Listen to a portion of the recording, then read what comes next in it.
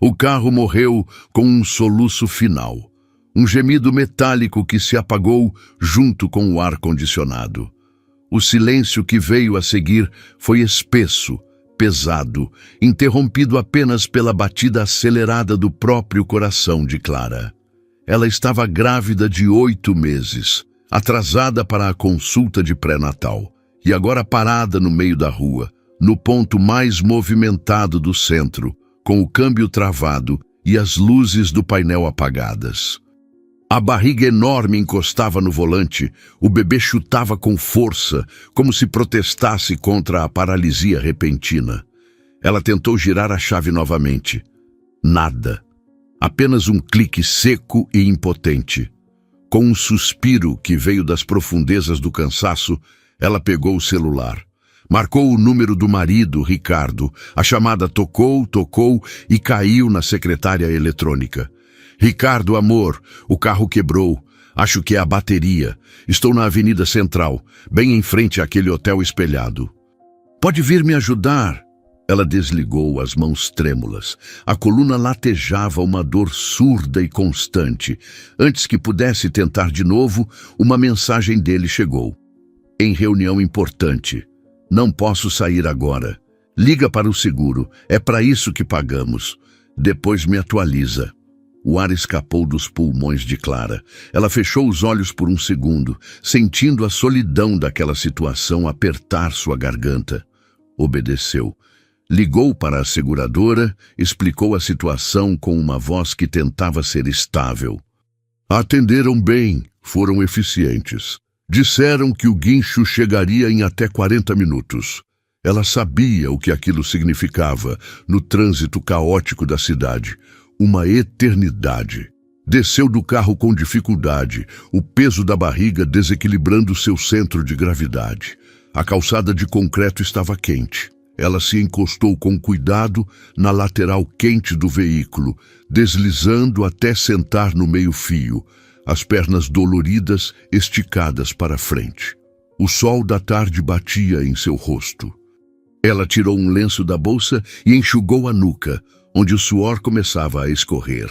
As pessoas passavam, algumas olhavam com pena, a maioria ignorava. Mais uma grávida abandonada à própria sorte no calor da cidade. Ela só queria estar em casa, deitada no sofá, com os pés inchados elevados. A consulta médica já era uma preocupação menor diante daquele imprevisto exaustivo. Foi então que o barulho suave da porta giratória do hotel, a seus lados, chamou sua atenção.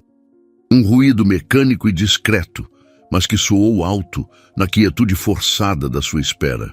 Ela virou a cabeça, o olhar vazio, sem expectativa, e congelou. Ricardo saía pelo portal de vidro, um sorriso relaxado e satisfeito estampado no rosto. Ele ajustava a gola da camisa social branca, um gesto que ela conhecia bem, que ele sempre fazia depois de se arrumar. A expressão dele era de quem tinha acabado de viver algo bom, algo confortável, longe da pressão do trabalho. O pulso de Clara disparou. O sangue pareceu correr mais frio em suas veias, mas o que fez seu estômago se contrair com uma força bruta, quase a fazendo perder o fôlego, foi a pessoa que surgiu ao seu lado. Uma mulher, elegante, vestindo um tailleur cinza impecável, cabelos castanhos presos em um coque baixo. Clara conhecia aquela silhueta, aquele jeito de andar. Conhecia muito bem. Ela piscou, tentando processar. O mundo ao seu redor pareceu desacelerar, os sons do trânsito se transformando em um zumbido abafado. A mulher não era uma estranha. Elas se conheciam, e Clara sabia exatamente de onde. O rosto ainda estava de lado, mas era inconfundível. Sua mão direita agarrou a borda áspera do meio-fio. Os dedos da outra mão pressionaram a barriga, onde o bebê agora se mexia, agitado, como se sentisse a torrente de adrenalina que inundava o corpo da mãe. O casal parou na calçada, ainda sob a marquise do hotel, rindo baixo de algo. Ricardo tocou o cotovelo da mulher, um toque íntimo, casual. Foi nesse momento que a mulher se virou, o rosto completo voltado para a rua, seu olhar passando por cima de Ricardo e, por um acaso catastrófico, encontrando-o de Clara. Os olhos de Clara se estreitaram. O sangue que antes parecia gélido agora queimava em seu rosto. Ela não gritou, não chorou. Seus lábios se curvaram em um sorriso, frio, controlado, letal. A mão, que antes tremia de cansaço, agora estava firmemente fechada em volta do celular. Ela já sabia exatamente o que fazer. Com um movimento fluido e calculado, ela levantou o celular. A tela estava limpa, reflexiva. Sua respiração, por um milagre, havia se acalmado. O tremor nas mãos sumira, substituído por uma firmeza de aço. Virou a câmera, enquadrou seu próprio rosto, o cansaço sob os olhos, os fios de cabelo colados pela umidade na testa, a pele marcada pela gravidez, e então ajustou o ângulo. No fundo, perfeitamente nítidos através da lente, Ricardo e Helena, a sogra de sua própria filha, ainda compartilhavam aquela proximidade íntima, desprevenidos, os sorrisos ainda frescos nos lábios. O obturador digital emitiu um clique silencioso. O som foi abafado pelo ruído da cidade, mas para ela soou como um trovão. Sem hesitar, os dedos dançaram sobre a tela. Abriu o grupo da família no mensageiro. Aquele grupo barulhento, cheio de memes, fotos de jantares e planos para o futuro. O futuro que acabara de ser implodido. Selecionou a foto, sua própria imagem, grávida e desamparada na calçada, e atrás, o retrato da traição em sua forma mais crua. Ele de camisa branca, descontraído. Ela de tailleur, a mãe do namorado de sua filha. Digitar a legenda foi a parte mais fácil. As palavras surgiram com uma clareza cortante. Olhem quem eu encontrei aqui juntinhos. Por acaso, o dedo pairou sobre enviar por uma fração de segundo. Um último suspiro profundo que encheu seus pulmões de ar quente. Ela pressionou a tela. A explosão foi imediata e digital. Primeiro, um silêncio de 3 segundos. Depois, o celular começou a vibrar e apitar de forma ininterrupta, convulsiva, um enxame de notificações que ameaçou travar o aparelho. Foi sua filha, Laura, quem iniciou o frenesi. Um áudio longo que Clara não precisou ouvir para saber o conteúdo. A visualização instantânea foi suficiente. A mensagem de texto veio a seguir, em caixa alta. Mãe, isso é uma piada. Isso é uma piada, não é? Me responde. Em seguida, o namorado de Laura, Daniel, filho de Helena, entrou no grupo. Suas mensagens eram cortantes, cheias de pontos de exclamação. Mãe, o que você está fazendo? O que isso significa? Me liga agora. Alguém me explica isso. A verdadeira sogra de Clara, Dona Marta, mãe de Ricardo, uma mulher normalmente contida, enviou uma sequência de interrogações e uma frase truncada. Meu Deus, não acredito, Ricardo, pelo amor de Deus, Helena, como puderam. A tia de Clara, Carmen, entrou em cena como uma metralhadora giratória. Mensagens rápidas, sucessivas, sem pontuação. Clara, meus anjos, onde você está?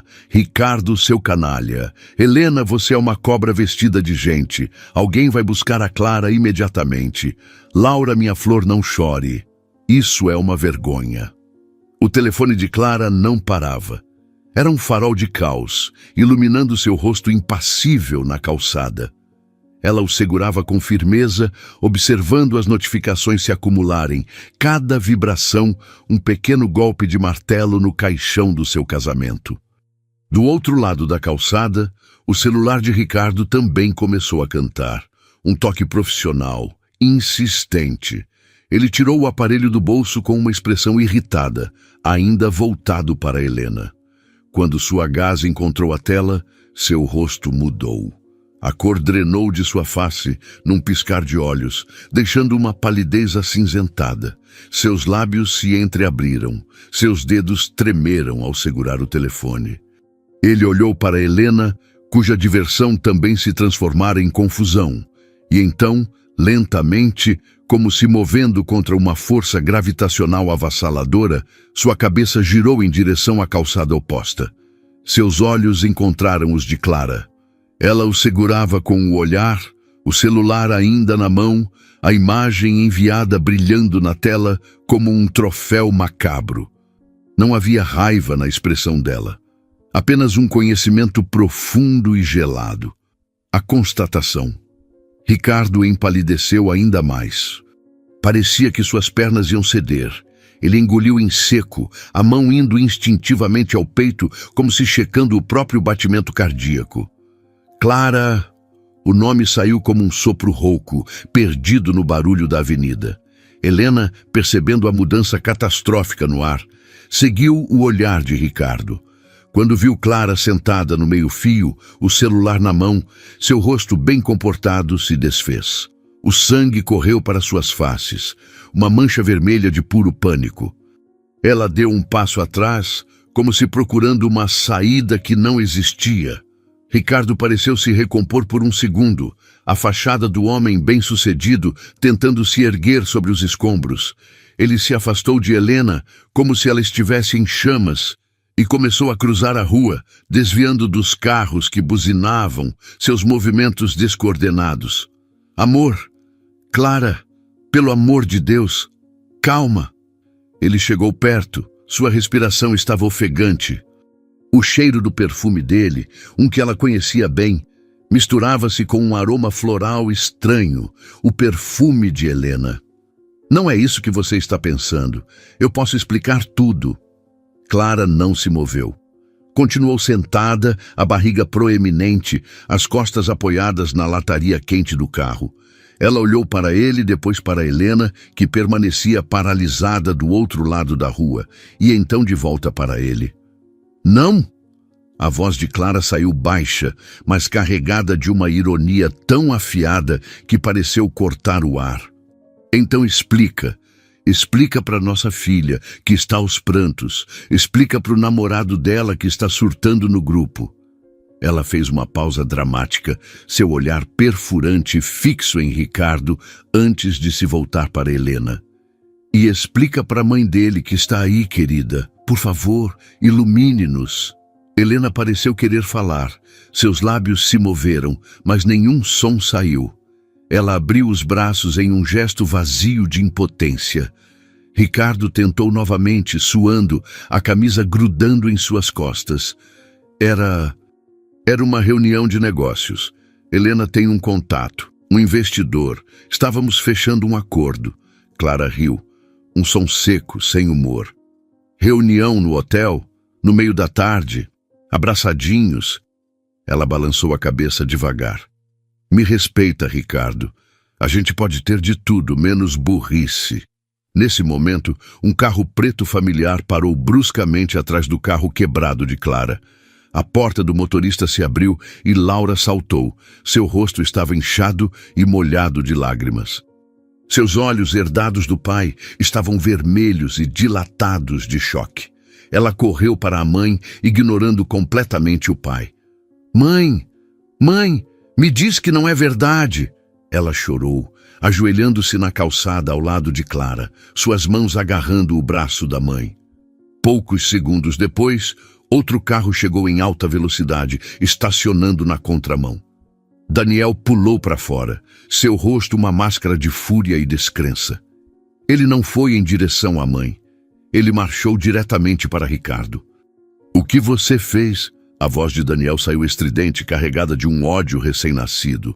O que você fez com a minha família? Com a sua família? O grupo da família no celular de Clara continuava a explodir. Dona Marta, agora, enviara áudios longos e chorosos. A tia Carmen ameaçava chamar a polícia. Um primo distante já havia compartilhado a print no Twitter com a legenda "Acho que a minha família explodiu". Ricardo estava encurralado entre a filha chorando, o quase genro furioso e a esposa sentada no chão, a dona de toda a verdade. Ele tentou falar com Laura. "Laura, minha princesa, por favor, deixa eu explicar." Laura virou-se para ele e o olhar que lançou ao pai fez Ricardo recuar um passo. Não me chame de princesa, você não tem mais esse direito. A pressão foi demasiada. Helena, ainda do outro lado da rua, viu o filho se confrontando com Ricardo e pareceu sair do transe. Ela correu para a cena, seus sapatos elegantes batendo rápido no asfalto. Daniel, por favor, calma! Ela implorou, tentando tocar no braço do filho. Ele se virou para ela, e a decepção em seu rosto era mais devastadora do que qualquer grito. Você, com o pai da Laura? Mãe, como você pôde? Você jantou na casa deles domingo passado. Você me ajudou a escolher a aliança. Helena abriu a boca, mas as palavras não vieram. A farsa desmoronava de forma tão pública e humilhante que não havia desculpa que pudesse ser tecida. A amante, a sogra da filha, tentou inventar uma desculpa. Era um encontro de negócios, filho, mal entendido. Mas ela a cortou. A voz de Clara, calma e clara, cortou através do caos como uma lâmina. Reunião no hotel, no meio da tarde, abraçadinhos, me respeita. A família inteira virou um caos. Áudios, fotos, prints, gritos. Todo mundo exigindo explicações. E ainda vinha bomba maior, pressionada por todos os lados, pelo olhar devastado do filho, pela fúria silenciosa de Clara, pela vergonha pública. Alguma coisa em Helena quebrou. Os ombros, antes erguidos com elegância, desabaram. Ela olhou para Ricardo, buscando algum apoio, mas ele estava paralisado, um homem vendo seu mundo desmoronar em câmera lenta. Está bem. A voz de Helena saiu estridente, carregada de lágrimas contidas. Está bem, chega! Um silêncio pesado e abrupto caiu sobre o grupo. Até as notificações do celular pareceram parar por um momento. Helena respirou fundo, olhando para o filho, evitando o olhar de todos os outros. Nós temos um caso. Faz 6 meses. A confissão saiu como um sussurro áspero. Estamos apaixonados. Laura soltou um gemido abafado, enterrando o rosto no ombro da mãe. Ricardo fechou os olhos, como se pudesse se esconder daquela realidade. Helena continuou, sua voz ganhando um pouco mais de força, uma centelha de desafio misturada com o desespero. Ele ia se separar depois que o bebê nascesse. Já tínhamos planejado, íamos começar uma vida juntos. A revelação final caiu como uma lâmina. Não era apenas um caso, era uma traição calculada, um plano frio que usava a gravidez de Clara como marco temporal para uma nova vida. A bomba não era apenas a traição, mas o nível de frieza por trás dela. Todos olharam para Clara, esperando um colapso, gritos, lágrimas. Ela respirou fundo, uma respiração longa e limpa. Apoiou a mão na curva tensa do ventre, sentindo o bebê se mexer. Uma vida que era apenas sua, não deles. Ergueu-se com dificuldade, um movimento lento e deliberado que exigiu todo o seu peso e dignidade. Laura se afastou, olhando para a mãe com uma mistura de pena e admiração. Clara olhou para Ricardo, depois para Helena. Sua expressão era de uma serenidade aterradora. Ótimo! A palavra saiu calma, clara e mortalmente final. Porque amanhã mesmo eu entro com o divórcio, e enquanto vocês lidam com a bagunça que fizeram... Ela fez uma pausa, seu olhar percorrendo os rostos devastados ao seu redor. Eu cuido do meu bebê e da minha liberdade. Naquele momento, como se dirigido por um roteiro cósmico, o guincho laranja da seguradora chegou, parando atrás do carro de Clara com um buzinoto breve. Sem dizer mais uma palavra, Clara pegou sua bolsa do chão. Deu um aperto de mão no ombro de Laura. Ignorou completamente Ricardo e Helena, que pareciam estátuas de sal no meio do caos que eles mesmos criaram. Caminhou até o caminhão do guincho e falou algumas palavras baixas com o motorista, que acenou, visivelmente constrangido pela tensão no ar. O motorista desceu e rapidamente começou a preparar o carro de Clara para ser rebocado. Ela então se dirigiu para a cabine do caminhão, abriu a porta e, com uma dificuldade visível, mas com uma postura impecável, subiu. Não olhou para trás. Sentou-se no banco do passageiro, fechou a porta. O som do mundo exterior foi abafado. Ela olhou pela janela, vendo a silhueta do marido e da amante encolhidos na calçada, abraçados não pela paixão, mas pelo desespero e pela humilhação pública. O motorista entrou, lançou um olhar hesitante para ela. "Pode ir", disse Clara, sua voz firme. O guincho engrenou e se afastou do curb, deixando para trás os pedaços quebrados de duas famílias. Naquele dia, grávida e traída, ela não quebrou. Ela despertou. O motor do guincho roncava, um som baixo e constante que preenchia a cabine. Pela janela, o cenário da sua vida anterior desfilava em câmera lenta. Ricardo e Helena ainda estavam na calçada. Duas figuras diminutas e encurraladas pelo círculo de gente que se formava. Um celular caiu da mão de Ricardo e estilhaçou-se no asfalto. Ele nem pareceu notar. A imagem deles encolhendo no retrovisor era a última página de um capítulo que ela acabara de fechar com força. Clara desviou o olhar para as próprias mãos, pousadas sobre o ventre. A adrenalina que a mantivera firme começava a dissipar-se, deixando para trás um rastro de tremores finos e profundos. Ela os sentia nos dedos, nas pernas, um frio interno que o calor abafado da cabine não conseguia aquecer. Respirou fundo, concentrando-se na sensação do bebê mexendo. Aquela vida era um fato, um âncora no meio do caos absoluto. O motorista, um homem de meia idade com as mãos calejadas, firmes no volante, lançou-lhe um olhar lateral de preocupação. "Tudo bem, dona?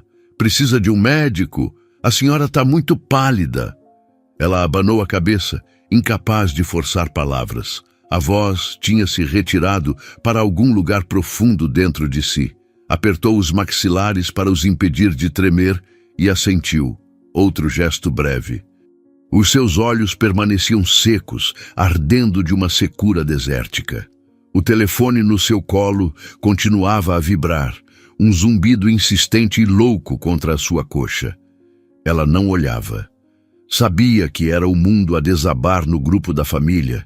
Eram os tentáculos do escândalo a tentarem alcançá-la dentro daquela bolha de metal. "Para onde é que a gente leva o carro?" perguntou o motorista, a voz cautelosa. Clara engoliu em seco. A sua própria voz soou-lhe a estranha quando finalmente saiu. "Para a minha casa." "Por favor." Deu-lhe o endereço. A casa. Sua casa. A palavra tinha um sabor novo, um sabor a território que precisava ser reclamado e defendido. A viagem foi um borrão. Ela não via os prédios, os semáforos, as pessoas. Via o sorriso descontraído de Ricardo a sair do hotel. Via o rosto de Helena, a mãe do namorado da sua filha, a mulher que lhe perguntara, no domingo anterior, se precisava de ajuda para montar o quarto do bebê. A raiva ainda não chegara. Havia apenas um vácuo, um espaço vasto e gelado, onde antes existira uma estrutura familiar. E no centro desse vácuo, um núcleo sólido e frio de decisão. O guincho parou à frente da casa. A casa que ela e Ricardo compraram 5 anos antes, quando Laura entrou na adolescência e eles acharam que precisavam de mais espaço para o futuro. O futuro. "Precisa de ajuda para entrar, dona?" O homem parecia genuinamente incomodado, sem saber como lidar com aquela mulher grávida, imóvel e silenciosa. "Estou bem, obrigada." Desceu da cabine, as pernas pesadas como chumbo. As chaves do carro estavam com o guincho, mas ela tinha as da casa. A porta abriu-se com um clique familiar. O ar interior cheirava a limpeza e a vazio. Ricardo não estaria em casa hoje. Talvez não estivesse nunca mais. Ela fechou a porta às suas costas e encostou-se a ela, os olhos fechados. O silêncio da casa era opressivo. Então, o telefone voltou a vibrar. Era Laura. A chamada, desta vez, não a mensagem. Clara atendeu. Mãe! A voz de Laura era um fio, um sopro rouco de dor. Ele, o Daniel, terminou comigo. Disse que a família dele é uma piada de mau gosto, que não quer nada com gente como a gente. A dor da filha atravessou o escudo de gelo de Clara como uma faca quente. Um acesso de náusea subiu-lhe à garganta. Ela deslizou pela porta até se sentar no chão do corredor, a coluna a arder. Laura, minha filha, como é que ele pôde fazer isso, mãe? Como é que o pai pôde? E a Helena, eu gostava dela. Ela era fiche. O chão tornou-se incontrolável. Clara apertou o telefone contra o ouvido, como se pudesse abraçar a filha através da linha. Eu sei, amor. Escuta-me. A culpa não é tua, não é nossa. A culpa é deles, só deles. Tu não perdeste o Daniel. Ele é que perdeu uma pessoa como tu. E o teu pai... A voz falhou-lhe. Respirou fundo. O teu pai tomou uma decisão. E agora nós vamos tomar as nossas. Onde é que você está? Eu quero ir para a sua casa. Eu estou em casa. Pode vir. Esta é a tua casa, Laura. Sempre será. Desligou. A força que a mantivera de pé esvaía-se rapidamente. Arrastou-se até o sofá da sala e deixou-se cair. O telefone, agora silencioso, estava cheio de notificações. Viu o nome do advogado da família no ecrã. Devia ser Ricardo, a tentar controlar os danos. Ignorou. Em vez disso, abriu a aplicação de mensagens. O grupo da família estava num frenesim de mais de 500 mensagens. Viu prints da sua foto a ser partilhados em outros grupos. Viu a tia Carmen a ameaçar processar Helena por danos morais à família. Viu a sogra, Dona Marta, a implorar para alguém lhe dizer que era um pesadelo. Era o circo mediático da sua própria vida. E ela, sentada no centro da arena, já não era a atriz principal. Era espectadora. Uma nova mensagem surgiu, desta vez privada, de Ricardo. Clara, precisamos falar. Isto saiu do controle. Ela contou tudo na pressão. Não era bem assim. Preciso de te explicar. Liga-me, por favor. As palavras dele eram tíbias, fracas, a tentativa desesperada de um homem a afogar-se. Ela leu e não respondeu. Explicar? O que é que havia a explicar? A foto era a explicação. A confissão de Helena era a explicação. O choro da sua filha era a explicação. A noite caiu sobre a cidade e sobre a casa silenciosa. Laura chegou, os olhos inchados, e atirou-se para os braços da mãe no sofá. Choraram juntas. Não pela perda de Ricardo, mas pela perda da normalidade, da confiança, da imagem que tinham da sua própria família. Enquanto Laura adormecia, exausta, no colo da mãe, Clara pegou no seu telefone e, com uma calma que lhe parecia surreal, pesquisou o nome do melhor advogado de divórcio da cidade, não o da firma de Ricardo, um outro, conhecido por ser implacável. Enviou-lhe um e-mail breve. Preciso de uma consulta urgente. Assunto: divórcio com complexidade patrimonial e guarda de menor por nascer. A minha situação é a seguinte. Descreveu os factos de forma clínica, seca, o caso de 6 meses, a confissão pública, a relação da amante com a família, a gravidez de 8 meses. Ao escrever, transformava a sua dor em dados, a sua traição em argumentos legais. Era um processo de saneamento, de cauterização da ferida. Na manhã seguinte, a tempestade mediática não tinha abrandado. A história, com a foto, tinha vazado para um blog de fofocas locais. O rosto de Ricardo e Helena estava lá, pixelado, mas reconhecível. O título era Escândalo Familiar. Executivo trai mulher grávida com a sogra da própria filha. Ricardo tentou ligar-lhe mais 20 vezes. Ela não atendeu. Bloqueou o seu número. O apartamento dele, um pied-à-terre que ele usava para trabalhar até tarde, tornara-se o seu refúgio, segundo soube através de Laura, que ainda tinha o número do pai desbloqueado. Helena tinha sido aparentemente expulsa de casa pelo próprio filho. Daniel tinha ido viver com o pai, o ex-marido de Helena, que não poupava palavras nas redes sociais para chamar a ex-mulher os nomes mais baixos. A teia de destruição que Clara tecera com uma única foto alastrava, queimando tudo à sua volta. E ela, no epicentro, estava estranhamente calma. A reunião com o advogado, 2 dias depois, foi num escritório sóbrio com vista para a cidade. Doutor. Álvaro Costa era um homem de 50 e poucos anos, de fala mansa e olhos penetrantes. O seu e-mail foi bastante elucidativo, dona Clara, disse ele, as mãos entrelaçadas sobre a mesa. Tem uma posição muito forte. A confissão pública é uma arma poderosa. E a gravidez coloca-o numa posição de extrema vulnerabilidade perante um juiz. Ela assentiu. Eu não quero apenas o divórcio, quero a guarda total do meu filho.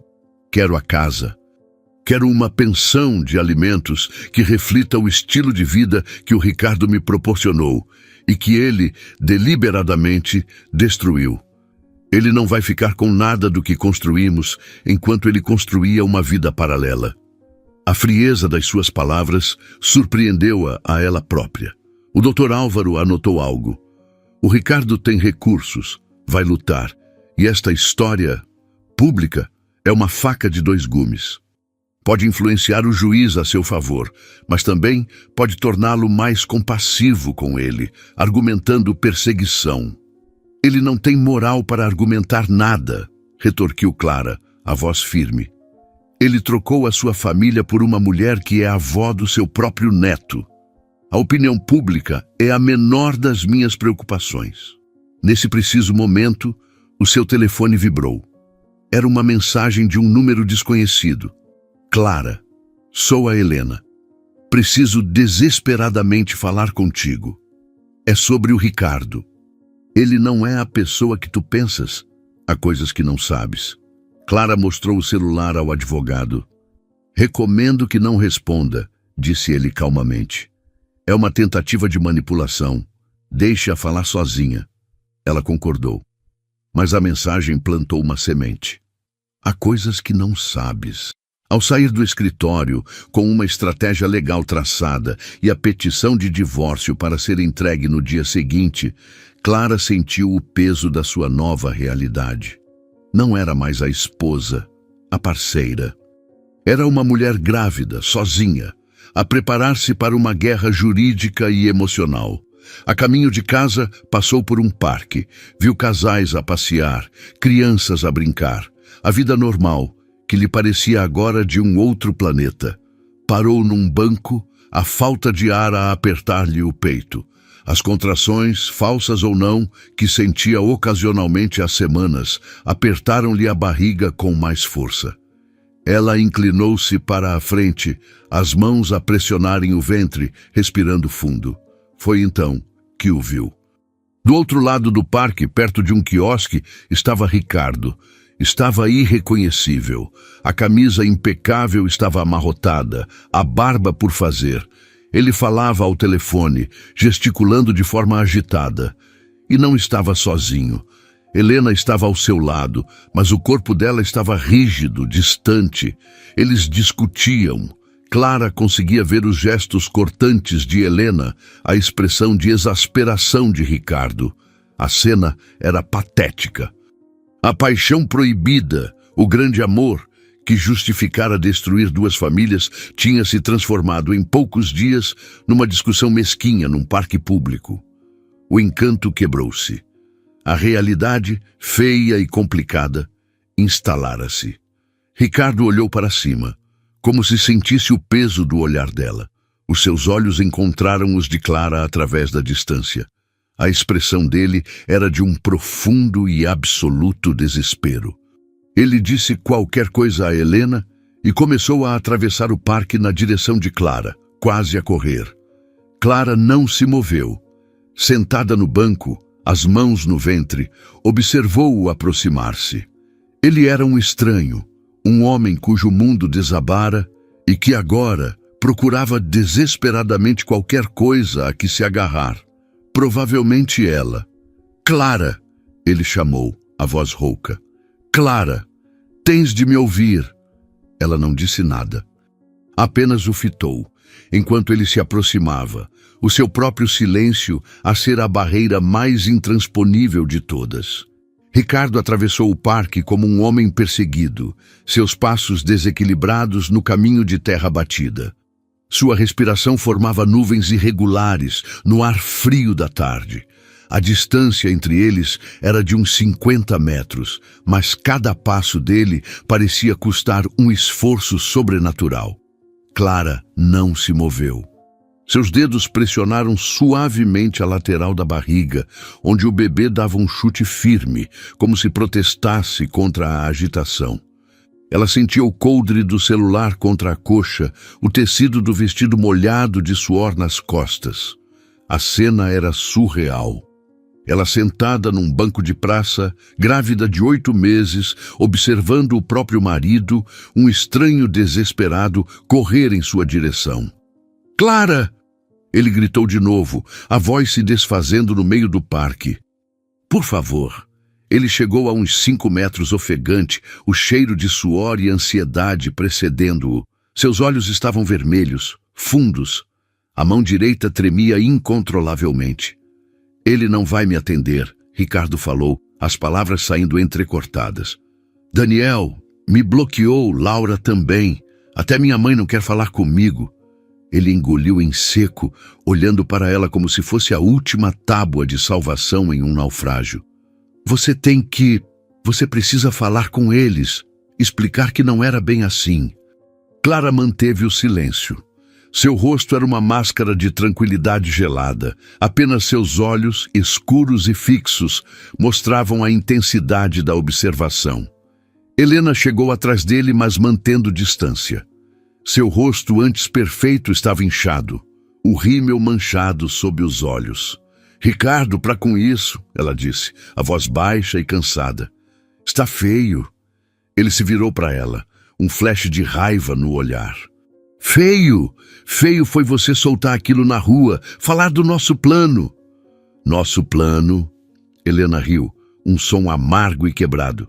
«Foi seu plano, Ricardo. Sempre foi seu. Eu estava confusa». O bebê chutou de novo, mais forte. Clara sentiu uma contração. Esta foi mais profunda, um aperto que começou nas costas e envolveu toda a frente da barriga. Durou uns 20 segundos. Ela não piscou. Ricardo voltou a atenção para Clara, ignorando Helena. «Eles vão me destruir no divórcio. Você enviou a foto para todo mundo, até para o sócio da firma. Ele me mandou uma mensagem esta manhã. Estão considerando minha saída». A contração passou. Clara respirou fundo pelo nariz, soltando pela boca. «Clara, por favor!» A voz de Ricardo quebrou. Ele deu um passo à frente, a mão trêmula estendida. «Eu fiz uma cagada monumental, eu sei, mas a gente podemos consertar. Pelo bebê». Foi a palavra errada, o gatilho errado. A mão de Clara se fechou em punho. A calma pela qual ela tanto lutara rachou. Não com um estrondo, mas com um estalo seco e perigoso. «Consertar?» A voz dela saiu baixa, mas carregada de um ácido que fez Ricardo recuar. «Você acha que isso aqui?» Ela apontou para a própria barriga. «É um móvel quebrado? Você e a mãe do namorado da sua filha fazem um plano para me trocar, como se eu fosse um modelo ultrapassado, e agora vem falar em consertar? Amor? Não era. Pare de me chamar de amor». A frase foi um tiro certeiro. «O único conserto que vai acontecer é eu cortando você da minha vida como o tumor que você é». Helena tentou intervir, a voz um misto de vergonha e desespero. «Clara, eu sei que você não vai acreditar, mas ele me enganou também. Disse que o casamento de vocês era uma farsa, que você só estava com ele pelo dinheiro». Clara desviou o olhar de Ricardo para Helena, e o desprezo em seus olhos fez a mulher corar. «E você acreditou?» Clara perguntou, a voz gélida. Acreditou que uma mulher que largou a própria carreira para ajudar a criar a filha dele, que planejou cada detalhe dessa gravidez, que estava há 8 meses carregando o filho dele, estava só pelo dinheiro? Ou você só queria acreditar porque era mais conveniente? Helena abriu a boca, mas nenhum som saiu. A frágil defesa desmoronou. Outra contração, mais forte, mais longa. Dessa vez, Clara não conseguiu disfarçar completamente. Ela inclinou o corpo para a frente, uma mão pressionando o fundo das costas. Seus dedos branquearam de tanto apertar o banco. Ricardo notou. "Clara, você está bem?" Ela não respondeu. Respirou. 1, 2, 3. A contração começou a ceder. 10, 11, 12. Aliviou. "É o bebê?" A voz dele tinha um tom de pânico genuíno. "É hora?" A pergunta ficou pairando no ar. Hora? Hora do quê? Do nascimento? Do julgamento final? De tudo? Foi então que o telefone de Clara tocou. A melodia era a que ela tinha definido para a maternidade. Ela atendeu, mantendo os olhos fixos em Ricardo. "Dona Clara, aqui é a enfermeira Sofia, da clínica. Estamos vendo aqui os dados do seu monitor fetal remoto. Detectamos um padrão de contrações regulares. A senhora está sentindo?" Clara olhou para Ricardo, depois para Helena. 2 vidas arruinadas paradas diante dela. "Estou", ela disse, sua voz estranhamente calma. "A cada 5 minutos, mais ou menos." "Ótimo. A senhora pode se dirigir à maternidade? Seu prontuário já está aqui. O Dr. Mendes foi avisado. Estarei aí em 20 minutos. Ela desligou. O parque pareceu silenciar. Até os pássaros pararam de cantar. Ricardo e Helena a fitavam, a compreensão lentamente chegando. É o bebê?" Ricardo perguntou novamente, a voz um sopro. Clara se levantou do banco. O movimento foi lento, deliberado, cheio de um peso sagrado. A dor nas costas era uma presença constante agora, uma companheira familiar. "Sim", ela disse olhando diretamente para ele. "É o bebê, meu bebê." Ela começou a caminhar em direção à saída do parque, na direção do estacionamento onde tinha deixado o carro novo que comprara 3 dias antes, com o dinheiro que tirara da conta conjunta sob recomendação do advogado. Ricardo deu um passo para segui-la. "Eu vou com você, é meu filho também." Clara parou. Virou-se devagar. Seu rosto era uma paisagem de decisões irrevogáveis. "Doutor, Álvaro Costa, meu advogado, vai entrar em contato com o seu. Discutam os termos de visitação. Até lá." Ela fez uma pausa, garantindo que cada palavra fosse entendida. "Você não põe os pés na mesma sala que eu ou meu filho. Você não pode fazer isso." A voz de Ricardo era um grito agora, cheio de desespero e incredulidade. "Já está feito", ela respondeu simplesmente. E então ela virou as costas e continuou a caminhar. Não olhou para trás. Não ouviu as súplicas que se transformaram em raiva, nem o som do colapso de Helena no banco do parque. Ela caminhava, contração após contração, em direção ao seu carro, em direção ao hospital, em direção ao seu filho, em direção ao resto da sua vida. A dor era real, aguda, rítmica, mas era uma dor limpa, uma dor com propósito. Diferente da dor traiçoeira da traição, essa dor a levaria a algum lugar que era só seu. Ao chegar no carro, apoiou a testa no volante por um momento, respirando fundo enquanto outra contração a atingia. Mais forte, mais próxima. Então ligou o carro e dirigiu-se ao hospital. Sozinha, como sempre estaria, a partir daquele momento. E pela primeira vez desde que o carro quebrou na frente daquele hotel, aquele pensamento não a assustou. A fortaleceu. O carro parecia uma bolha de realidade distorcida. Cada contração era uma maré de ferro fundido a envolver seu corpo, começando nas costas e contraindo-se numa faixa apertada sobre a pele esticada da barriga. Clara mantinha as mãos firmes no volante, as juntas brancas. A respiração ofegante que aprendera nos cursos de preparação. Era o único som dentro do veículo, além do ronco suave do motor. Ela não chorava, não gritava. Concentrava-se em dividir o trajeto em pequenos segmentos gerenciáveis. Até o próximo semáforo, até a próxima curva, até o próximo suspiro. O telefone no banco do passageiro vibrou. Ricardo. Depois um número desconhecido, provavelmente Helena. Depois a mãe de Ricardo. Ela ignorou. O mundo exterior, com seus dramas e exigências, tinha deixado de existir. Havia apenas a estrada, a dor e o destino. Estacionou no estacionamento da maternidade com uma sensação de desapego surreal. Desceu do carro, as pernas trêmulas, e caminhou até a entrada das urgências, parando a meio do caminho para se apoiar num poste, os olhos fechados, enquanto outra contração, mais forte, a dominava. A dor era um animal vivo e voraz, a roer-lhe as entranhas. Dentro da maternidade, a luz branca e o cheiro de antisséptico foram um choque.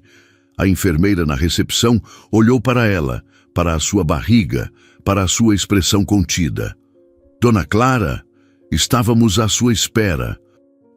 As contrações estão há 4 minutos, ela conseguiu dizer, a voz tensa. Enquanto a levavam numa cadeira de rodas para o quarto de pré-parto, o seu telefone tocou de novo.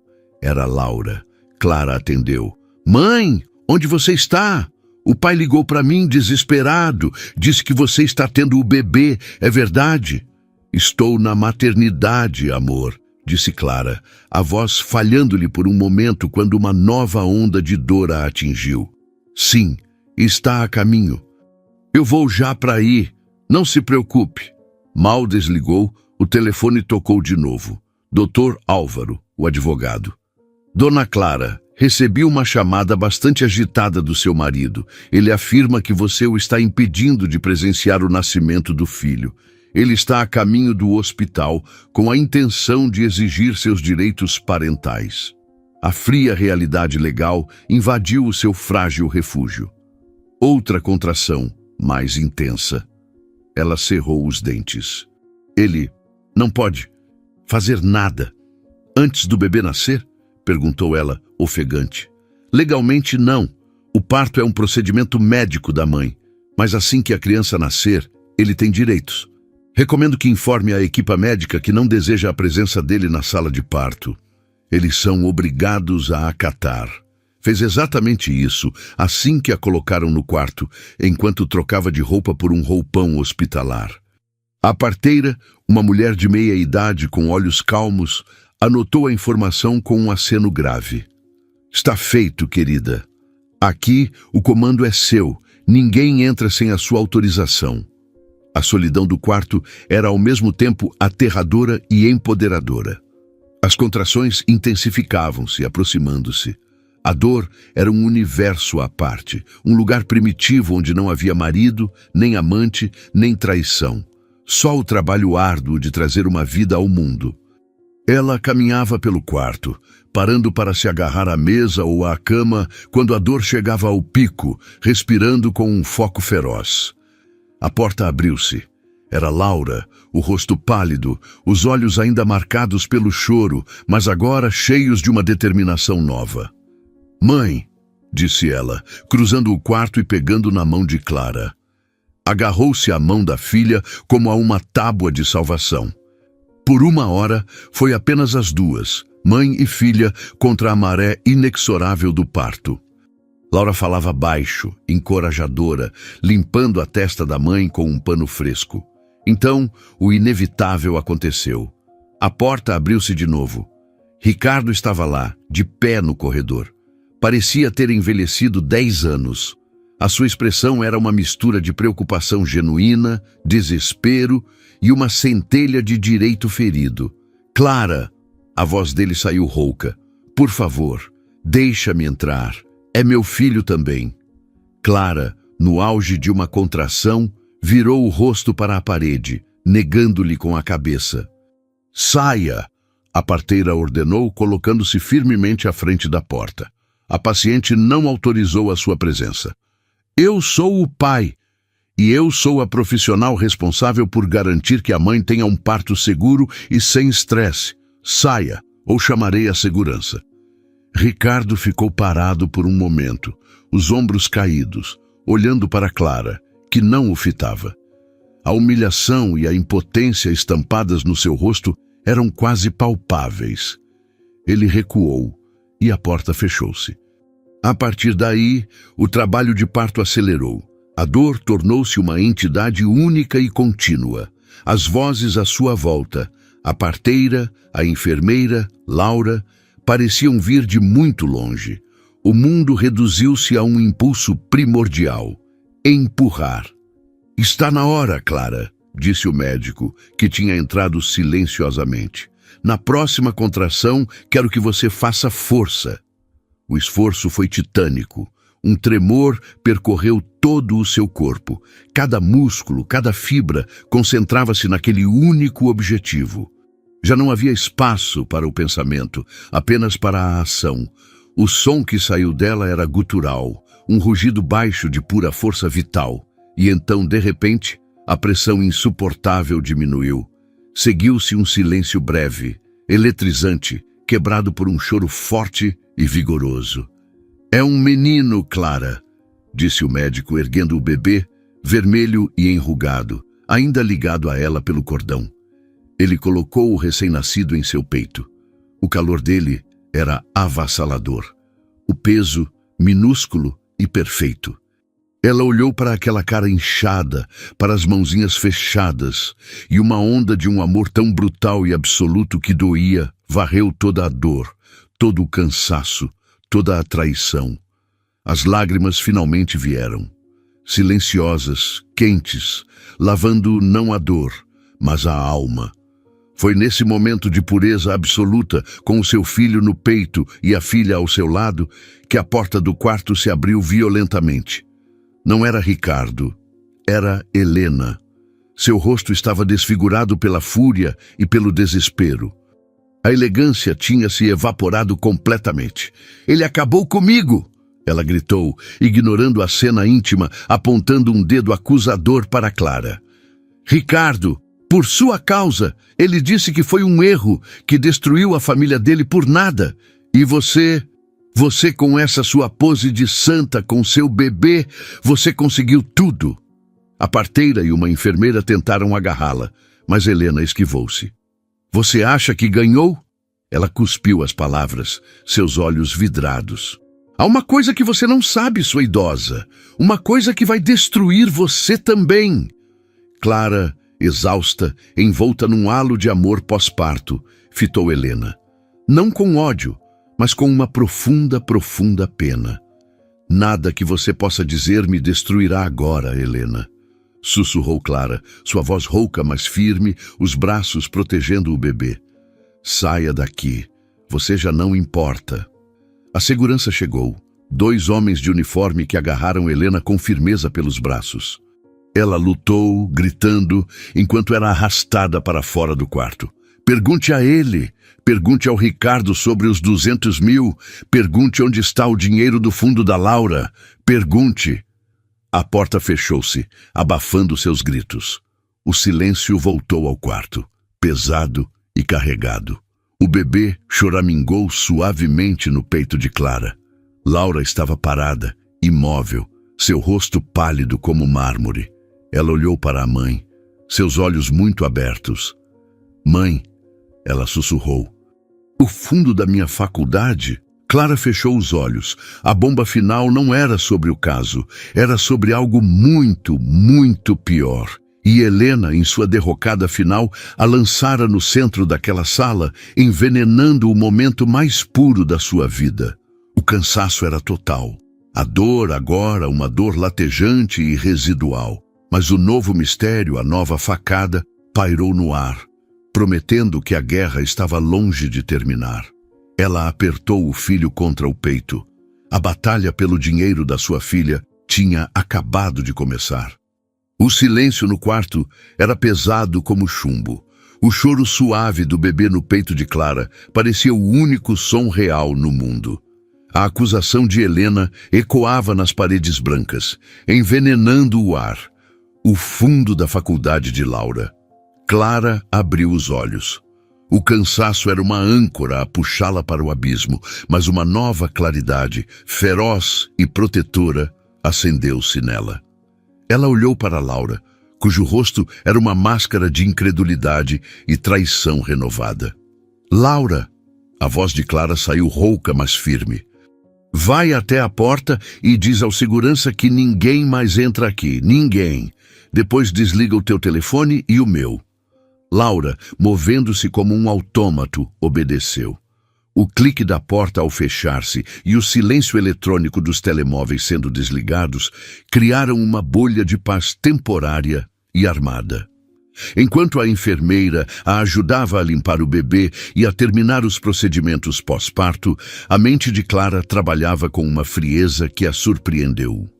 O fundo de investimento para a faculdade de Laura tinha sido constituído com metade de uma herança que ela própria recebera dos seus pais. Ricardo era o gestor. Ele sempre dissera que estava a render bem, seguro. Assim que ficou sozinha com Laura e o bebê, a quem, olhando para a sua carinha enrugada, chamou mentalmente de Benjamin, ela pegou no telefone do hospital e ligou para o Dr. Álvaro. É a Clara. O bebê nasceu, é um menino, e preciso que me ouça.